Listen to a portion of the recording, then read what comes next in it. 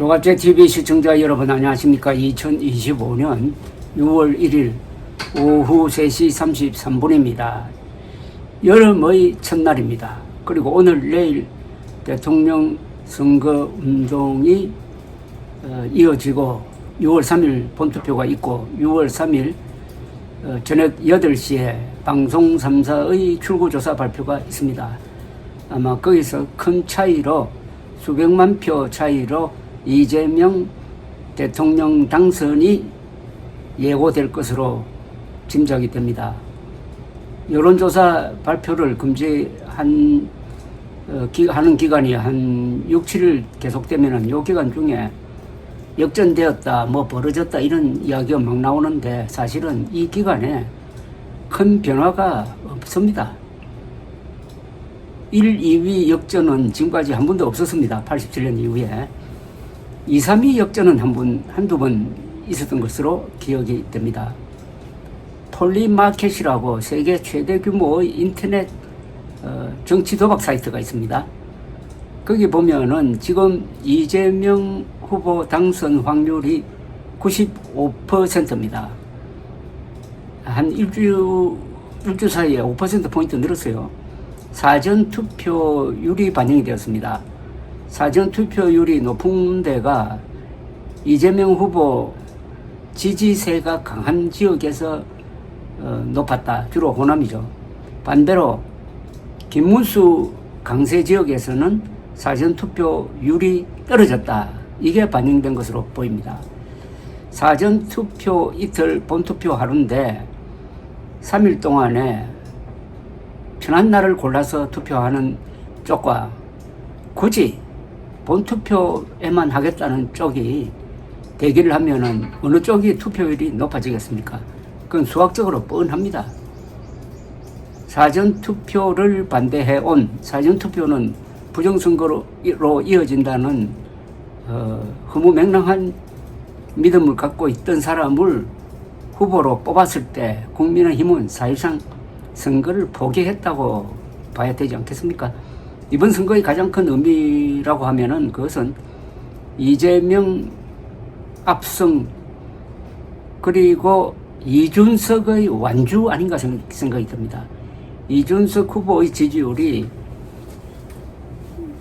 며칠 전까지만 해도 한 11, 2%까지 높아졌고 그 뒤에 깜깜이로 들어가서 지금은 알 수가 없습니다.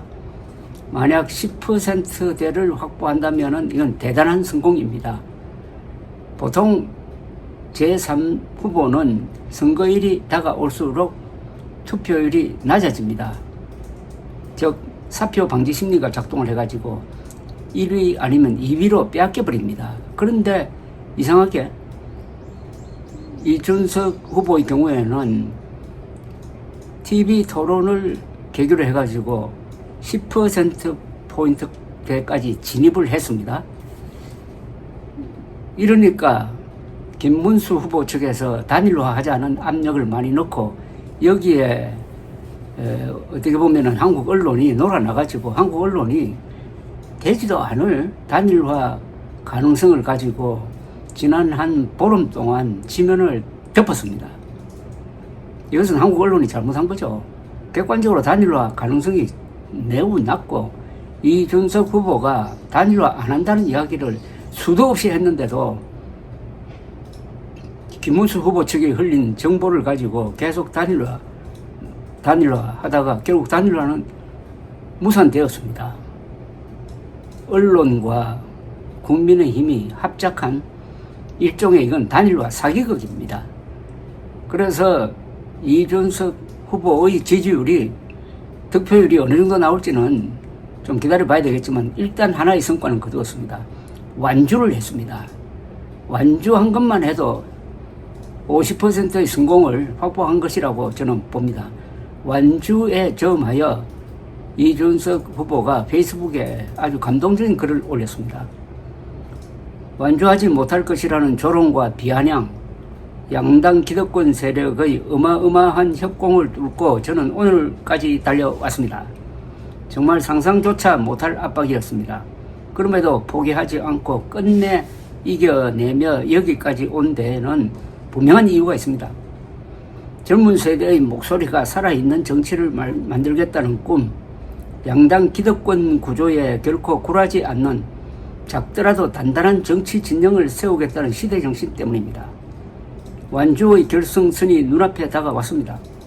여러 여론 지표는 선거의 윤곽을 대략 보여주고 있습니다. 과학적 통계 지표를 굳이 외면할 이유는 없습니다. 다만 지금 이 순간 유권자 한 분 한 분께서 스스로 자문하실 시간입니다. 나의 한 표로 무엇을 바꿀 것인가? 내 표가 어디에 투자되어야 가장 효능감을 발휘할 수 있을 것인가? 이재명 후보가 대통령이 된다면 펼쳐질 세상은 그가 지금의 자리에 오르기까지 보여준 방식 그대로입니다. 자신에게 반대하는 세력은 철저히 짓밟고 젊은 세대의 마지막 희망까지 질식시키며 1인 천하를 완성하는 데 총력을 기울일 것입니다. 그런 세상이 두렵다면 이재명이 결코 무시할 수 없는 세력으로 저 이준석과 개혁신당을 키워주십시오. 그것만이 대한민국이 휘청거리지 않고 버틸 수 있는 길입니다. 이번 선거에서 저희가 일정한 저지선을 확보해야 대한민국이 한쪽으로 완전히 기우는 것을 막고 희망의 불씨를 다시 피워 올릴 수 있습니다. 이번 선거의 과정을 지켜보시며 국민의 힘이 더는 보수의 미래가 될 수 없다는 사실을 확인하셨을 것입니다. 애초에 그들은 계엄의 원죄에서 자유롭지 못합니다. 이번 선거에서도 민주당의 샌드백 장난감에 불과했습니다. 김문수 후보가 이재명 후보를 상대로 제대로 된 유효타 한 번 날린 적 있었습니까? 이준석이 없었다면 이 대선은 대체 어찌 되었겠습니까? 아직 부족한 점도 많습니다. 하지만 저 이준석과 개혁신당은 국민 여러분의 지지와 응원 속에서 한 걸음 한 걸음 치열하게 싸워 여기까지 왔습니다. 이제 본투표를 통해 이 선거를 완성하겠습니다. 대한민국의 희망을 지키는 의미 있는 고지를 반드시 확보하겠습니다. 낡은 정치의 무대 위에서 젊은 목소리가 더욱 크게 울려 퍼질 수 있도록 끝까지 뜨거운 응원과 지지를 부탁드립니다. 끝이 아닙니다. 시작입니다. 당신의 한 표가 오늘보다 나은 내일을 위한 가장 확실한 투자가 될 것입니다. 감사합니다. 기호 4 개혁신당 대통령 후보 이준석 드림 이렇게 되어 있습니다.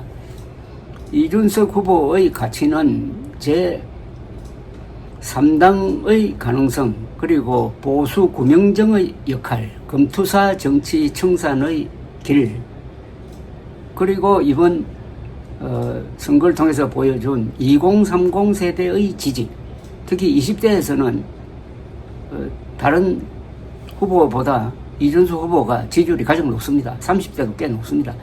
20대, 30대에 확실한 지지층을 확보했다는 것, 그리고 본인의 나이 등을 감안하면 앞으로 30년, 40년 동안 한국의 보수 정치를 이끌 지도자로서 이준석 후보가 선두에 나섰다는 것은 그 누구도 부정할 수 없을 것이라고 생각합니다.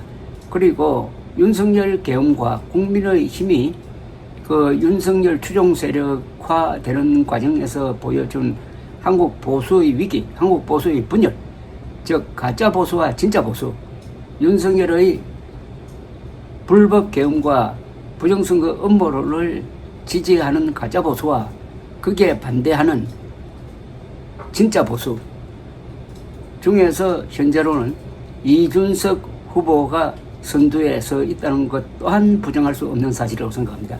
그래서 이번 선거는 이재명의 압승으로 결론 날 가능성이 매우 높지만은 그런 속에서도 이준석 후보라는 젊은 기수, 한국 보수의 미래를 이끌 만한 기술을 국민들이 하나 만들어 주었다는 점에서 또한 의미가 있을 것이라고 생각을 해 보았습니다. 이준석에 던지는 표는 사표가 아니고 미래에 대한 투자다라고 말한 사람은 홍준표 전 대구시장이었습니다. 감사합니다.